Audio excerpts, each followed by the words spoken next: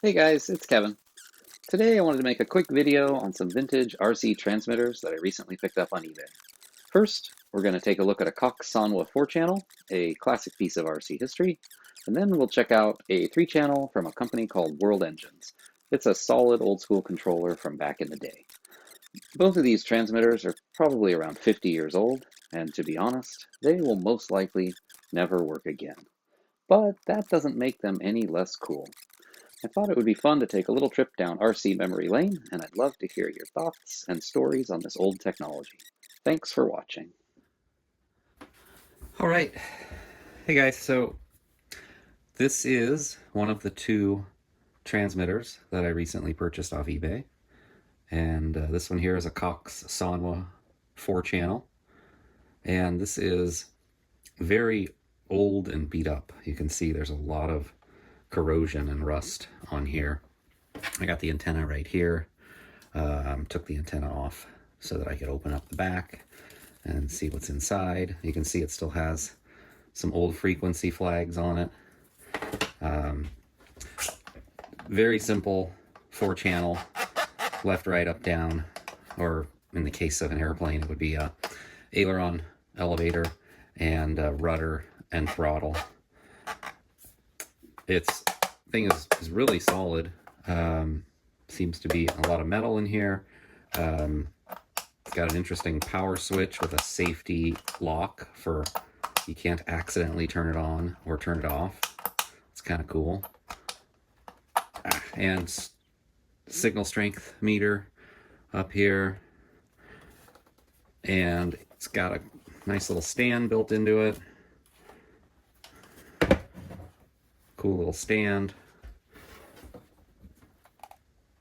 Don't know why that stand's going up so far. I thought it had a lockout. It has a charging port here, so apparently this transmitter has a nickel cadmium battery in it, but I already took the screws out, and if you look inside here, I'm not sure if that's the battery hiding under there or not, or if the battery isn't in here.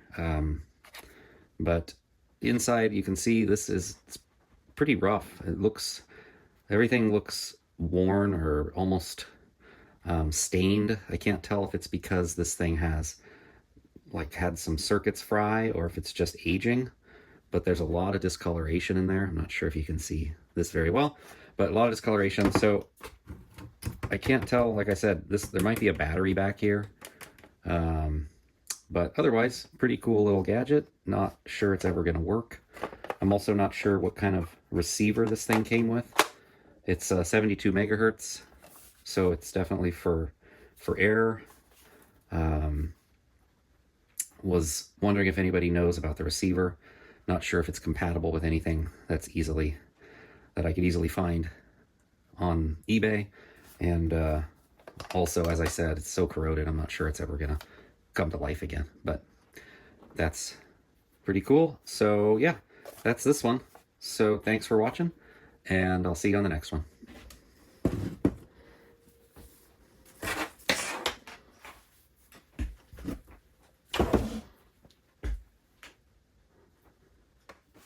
Hey guys, it's Kevin here again. Got another radio transmitter. Wanted to show you another eBay find. This is a Digit Midget System, World Engines Digital. I think I read up a little, and it sounds like these guys were maybe in Ohio, based on the way this was built. This is definitely something from the 70s. I got the antenna right here, and it's a 27 megahertz. This one was set up for land, right? So I'm guessing 27 megahertz would be land, not air. 3-channel. So you got left, right,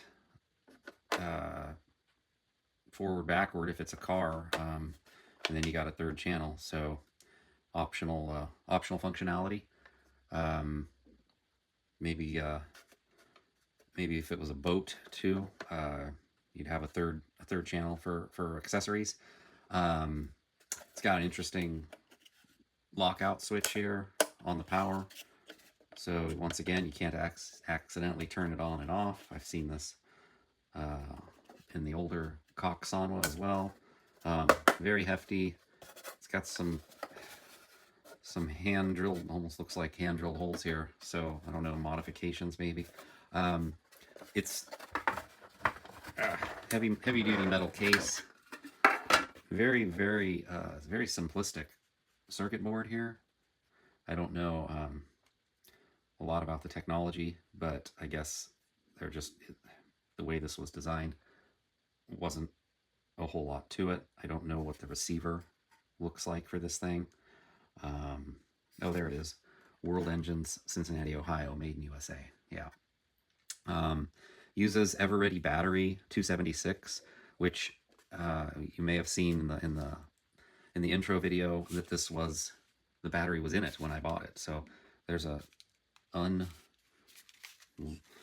battery here that hasn't leaked, and surprisingly, and it even says July 976. Somebody wrote on it. So this has definitely been around almost 50 years, and it sits right in here and gives this radio battery weighs probably as much as the rest of the radio, just about.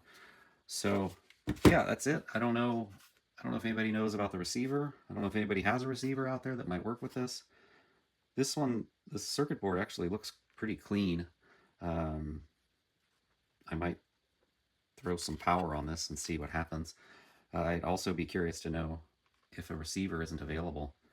Be curious to know if anybody has any thoughts on reverse engineering a receiver. I'm looking at the transmitter here and thinking, if this transmitter is so simplistic that building a receiver, breadboarding a receiver for the fun of it might be something that is possible. So yeah, let me know your thoughts in the comments. Thanks. Appreciate you watching, and we'll see you in the next one.